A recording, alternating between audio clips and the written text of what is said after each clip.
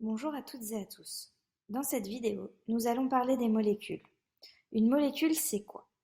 Une molécule est une entité chimique électriquement neutre composée d'au moins deux atomes reliés par une liaison de valence.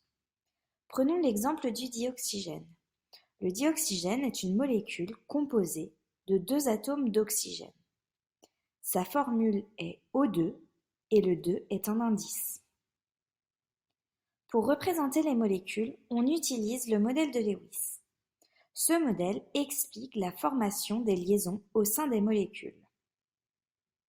Une liaison de valence est la mise en commun d'électrons de valence par deux atomes, ce qui permet aux atomes au sein de la molécule d'avoir la couche de valence saturée.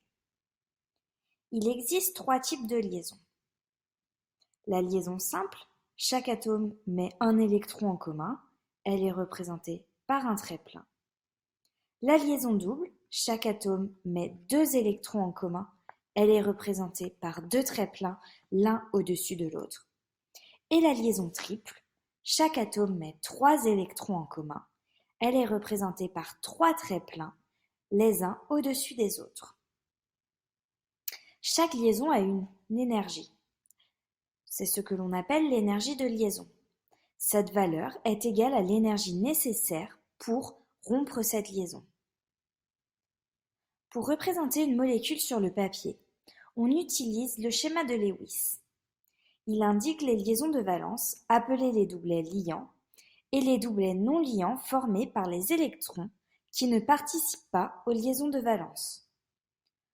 Pour comprendre ce schéma, prenons l'exemple de la molécule d'eau, H2O.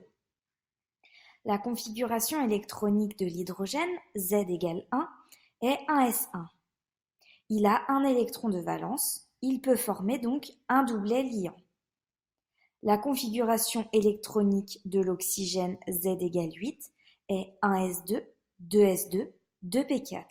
Il a 6 électrons de valence. Il peut former deux doublets liants et deux doublets non liants. On s'aperçoit que les configurations électroniques de chaque atome sont saturées. On dit donc que la molécule est stable.